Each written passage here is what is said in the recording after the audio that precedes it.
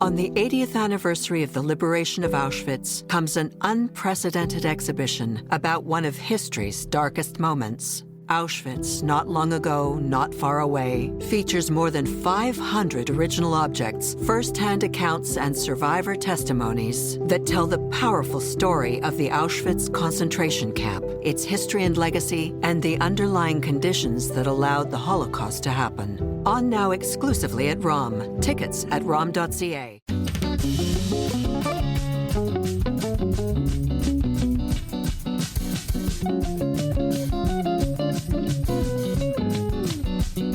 I don't have nothing against the Jews. I just was actually cutting a Jewish man's grass the other day, and he invited me in his house, and I seen the Passover stuff. Okay. I respect the Jewish people. So what happened outside the synagogue that you would act that way? Nothing happened outside there. Well, so you're being convicted of 2 counts of assault and 1 count of breach of probation. I went around the Jewish people, man. Okay. I don't have a problem with it. We're allowed to get mad, man. We all get mad. Well, you get mad. That's the voice of Kenneth Gobbin, a Thornhill man who was just convicted of 2 counts of assault and of breaching his existing probation for an earlier crime. The sound is from the Rebel News interview he gave after he left the courthouse in Newmarket. On Tuesday this week, an Ontario court judge sentenced Gobbin to a full year in prison and 2 more years of probation tacked on after for barreling up onto the sidewalk near the Chabad Flamingo synagogue last year on his e-bike while worshippers were walking home from Sabbath services. He spat on some of them. He yelled that Hitler should have finished the job, or Hitler should have killed all of you. Then he rode away and made a Heil Hitler salute. The sentence was longer than what's been given in similar hate-motivated cases lately, but the judge explained that despite the attacker's obvious mental health challenges, he does have a long criminal history dating back to when he was a teenager and started getting involved in carjacking, robbery, assaults, and has been in and out of prison. But also, the judge said he showed no remorse at the trial, saying that the Jews hate him and he was just trying to ride his bike. The judge called it a disgusting and despicable act of assault, physically, but also morally, because it traumatized not just the direct victims who you hear from soon, but demeans the whole Jewish community. Words, the judge said, can inflict serious injuries. The judge said, quote, "All this hatred against Jews has to stop." One of the victims, Tilda Roll, could have continued walking home from shul that day 16 months ago and not call the police. She didn't even have her phone with her that day because it was the Sabbath. But Roll decided she has a duty to protect herself and her community and to pursue justice. I want Israel to know that the diaspora is, we're going to stand up for Israel, for what we believe is necessary. And, they're fighting in Gaza and we're fighting in Vaughan, but we're all still fighting for the same cause. I'm Ellen Besner, and this is what Jewish Canada sounds like for Friday, May 16th, 2025. Welcome to the CJN Daily, a podcast of the Canadian Jewish News, and made possible in part thanks to the generous support of the Ira Gluskin and Maxine Granovsky-Gluskin Charitable Foundation.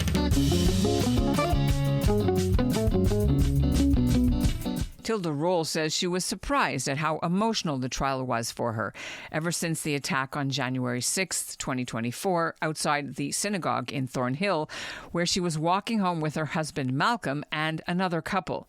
But the veteran family law lawyer and mediator felt she needed to try to send a message to the Jewish community and to show Israel that Jews are fighting for themselves against hate. It's now been a few days since her attacker was handcuffed in the courtroom and sent to prison for a year. And Roll is beginning to share her experiences that she says has overtaken her family life. After having spent the past 16 months since it happened being anxious and angry and walking around her neighborhood looking out not only for coyotes but also in case the attacker came around again, because he wasn't held in custody after his conviction, not until the sentence came down. Tilda Roll joins me now from her office. Thank you for having me. Well, thank you for being here. Our audience, I'm sure, is keen to know your reaction to the sentencing. How does that sit with you? Are you satisfied with that sentence? I am satisfied. I initially thought with the fact that there were aggravating factors, the hate crime, the fact that there was no remorse, his lengthy criminal record, his presentation. I was hopeful that the sentence would be between 12 and 18 months. So I would say it certainly met my expectation. What was more, I would say more welcome, and I read the judgment after I heard it, was the obiter comments made by the judge about how this type of behavior impacts the Jewish community, a recognition and validation that the community is essentially under fire, a recognition that hate doesn't have a place in the city of Vaughan and the province of Ontario, and essentially a recognition that the community has a right to consequences, and they have a right to feel safe and practice their religion, which is really the takeaway message for the community, that if the community rallies and the community speaks out about bad behavior, that the community in turn, will feel safer if people like Mr. Gobin understand that there are going to be consequences for these kinds of crimes. So I looked at it more from a community perspective. I had said individually, I was always concerned about my safety. I mean, he is my neighbor. He lives in my neighborhood. So I have seen him on occasion, which causes me great anxiety, and I'm not generally an anxious person, but, there's that factor, and the idea of walking around in Vaughan, I need to have my phone and a safety plan. Those aren't normal reactions when you're leaving your house. No, I mean, just to be facetious, but not like the big danger used to be before October 7th, coyotes. Yeah. So I've been more careful and more mindful, especially on Shabbat. But I think this sends a much needed message to the community that someone in authority is listening. We need that because at the moment, it appears for sure since the election and onwards that message is missing. The election of the federal election, right? I mean, we were hopeful. We were hoping that we are still hopeful that the community's needs, the Jewish community's needs, are being prioritized by all levels of government and authority. I live in the city of Vaughan. We have a very friendly city council and mayor. Bubble legislation is sort of first in the region. Right. Yes. So, right. So the mayor has made it clear that that's a priority. It was tested. It worked. Part of what I was trying to do is to set hopefully to set a precedent so that other authorities will take hate crimes seriously.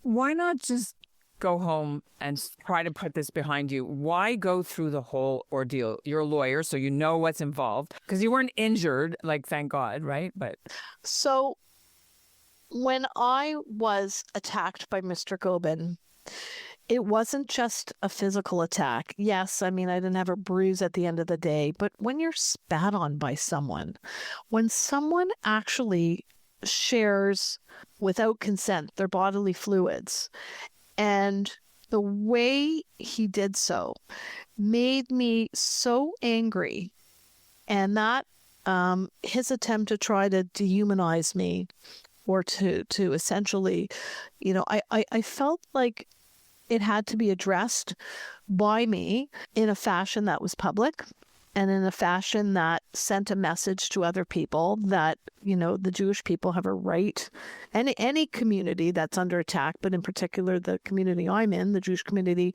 has a right to fight back and has a right to make sure that there's a deterrence. So I wanted this to be a bigger message. I had the capacity to do that just because of my skill set.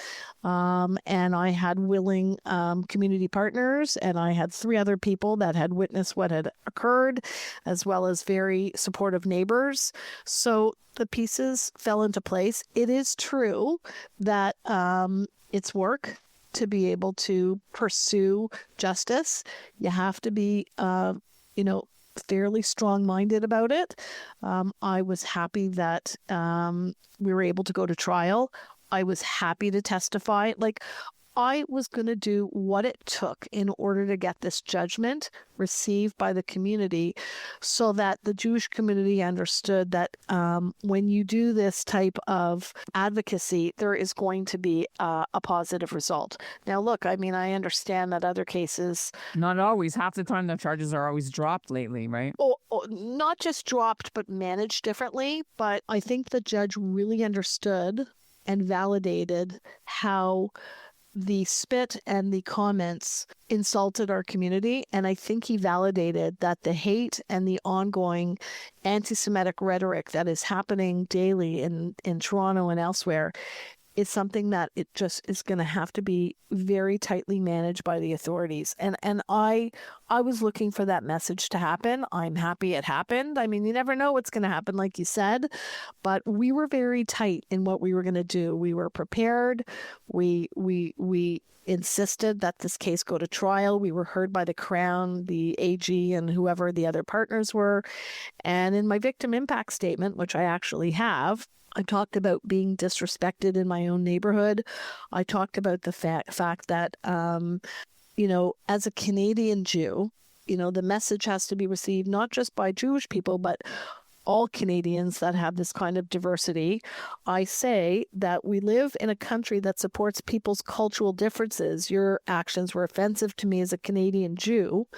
And then I state in the victim impact statement, I'm angrier today than I was the day of the assault. And I am angrier because for the last year, I have seen on the streets of Toronto and essentially in the schools, the public school and the universities, the intolerance, the anti-Semitic hate, the social students and other people using social activism essentially to mask what I consider to be anti-Zionist and anti-Semitic activities. And there does not seem to be an abatement. And I have 3 kids who want to start their families here. And so I am doing this almost as a legacy project because I want them to understand that, the place that we chose to live for now is going to be a place that is safe to raise, their families and, God willing, my grandchildren. So the messaging was almost as much for the community as it was for them. You said for now. I did say for now. I mean, it is true. And the community impact statements talked about the community leaving, going elsewhere, in particular Israel. But the truth is everywhere you go, there's going to be issues, and we're fairly established in Vaughan. I was born in Ontario. I studied here. I've got called to the bar here. I got married here, etc. My roots are here. So, for me to get up and leave and move to Israel or any other, place that may, in fact, sound a little safer. I know people are going to South Florida and Texas. I think that that's an unrealistic expectation for myself and for most of the people who, live and work in the city of Vaughan or Toronto. I have no plans to leave, and I'm hoping that the idea of seeing something and saying something is going to be a message that people will receive. Because, it's easy to just sort of condemn it and move on. That's just not my style. I'm not a bystander, and I don't think we can afford to be bystanders anymore. So if people want to be on the sidelines because they're uncomfortable, I think they should think again, because it's not getting us anywhere. And I think we have to be much more proactive in our messaging. On the 80th anniversary of the liberation of Auschwitz comes an unprecedented exhibition about one of history's darkest moments. Auschwitz, not long ago, not far away, features more than 500 original objects, first-hand accounts, and survivor testimonies that tell the powerful story of the Auschwitz concentration camp, its history and legacy, and the underlying conditions that allowed the Holocaust to happen. On now exclusively at ROM. Tickets at rom.ca. Tilda, you're the one who's speaking, but there were 2 assault charges. One said you, and the other one was your husband? My spouse. Yes, Malcolm. Malcolm Roll he was assaulted. The other 2 persons, Annie Trochman, who's a very active community member, and Richard Amar, also a very active community member, both in the community and members of Chabad Flamingo, which is a synagogue that I go to. The initial shock when this guy drives up with his e-bike, was he delivering food like a DoorDash type of guy, or was... No. He was essentially riding in, I mean, my observations were, and he's apparently ridden in the community before, both on a bike and on a car. I've never met this individual, but he was known to other people. He lives with his parents on a street that is in Vaughan, on my side, on the west side. He was riding his bike, and he saw us. And it was the Sabbath around 1 o'clock or so. And he mounted the sidewalk, and it looked like he was going to hit us. So we had to jump out of the way. He wasn't just riding his bike. We didn't get in the middle of, his sort of route. We didn't kick his tires. There was no provocation. He made a choice. And we actually thought, at least I can say I thought, that he was just sort of someone who was inconsiderate and maybe just looking to provoke us a little. He rode away from us, but then I saw him ride back.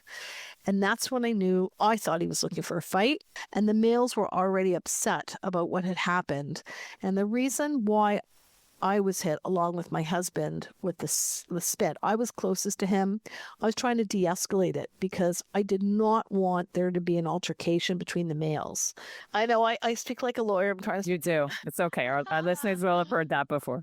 And he stayed on his bike, but he just said things that I've not heard them said to me or anyone at all. I mean, the last time I heard these kinds of statements were like in Germany and, and during the war, Hitler should have killed you and he was right. You should all burn in ovens. I mean, it was just, and then he Heil Hitlered.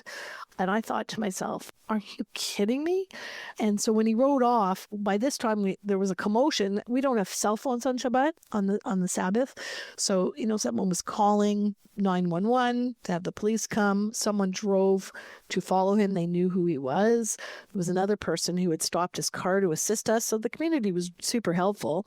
And then when, YRP came and took our statements, York Regional Police, yeah. Yeah, they immediately went and arrested him. Actually, one of the police officers, I think, was Israeli and was quite upset about it. He was out on bail, was he, during the whole procedure, or was he under arrest?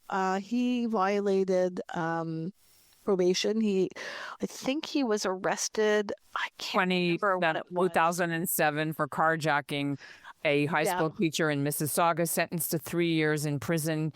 He was considered a repeat violent offender. So this is what I'll ask you as we end off. This guy has obviously escalated from a teenage carjacker to this. Been in prison before. Many times. So what is going on? It's a problem. And now what's going to happen? He's got a year in jail. So what? He broke his probation last time. These are bigger questions than we can answer today. I will say that he's definitely on someone's radar. When the year is over and he's back in the community, I'm assuming, he'll have to have checks with his parole officer, et cetera. But you're right. Yeah, he also was arrested right after you. I know. For incident the month later for posing as a fake canvasser for Sick Kids Hospital.